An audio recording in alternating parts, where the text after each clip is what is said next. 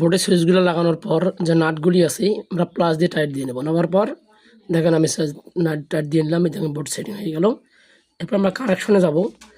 তো যেগুলো normal board আমরা সেটিং করি কানেকশন দিয়ে, আমরা যে কোনো তারের ভিতরে যে গেজটা থাকে যে গেজ দিয়ে দেখেন এই গেজটা আমরা পাকায় একটু ডাবল করে নেবো যাতে করে সহজে ছিঁড়ে না যায়।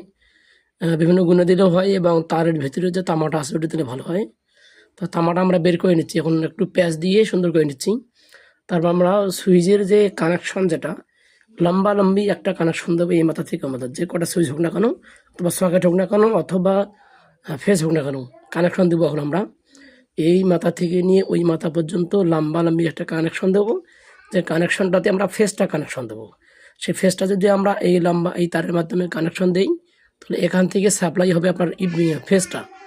ফেসের সাথে তার পাশে যে সুইচ থাকবে সেটাতে আমরা ফেসের লাইনের লাল তারের যে সুইচটা দেবো ওইটা দিলে আমরা এই সুইচের মাধ্যমে এই ফেসটার মাধ্যমে কানেকশনটা বাতিতে যাবে ফেসটা। আর্থিনটা আমরা সরাসরি আর্থিনের সাথে সংযোগ দিয়ে দেবো। আর এই নাটগুলি অবশ্যই টাইট দিয়ে দিবেন, কেননা নাট টাইট যদি না হয় লুজ কানেকশন পাবেন। লুজ কানেকশন পেলে কিন্তু আপনার এই বোর্ডটিতে যে কোনো মুহূর্তে সুইচটি পুড়ে যাবে, আগুন ধরতে পারে এবং যে কোনো মুহূর্তে দুর্ঘটনা ঘটতে পারে। এর জন্য আমরা সবসময়ের জন্য এই নাটগুলি অবশ্যই যতটুকু তার টাইটের পর্যন্ত ততটুকু টাইট দেবো।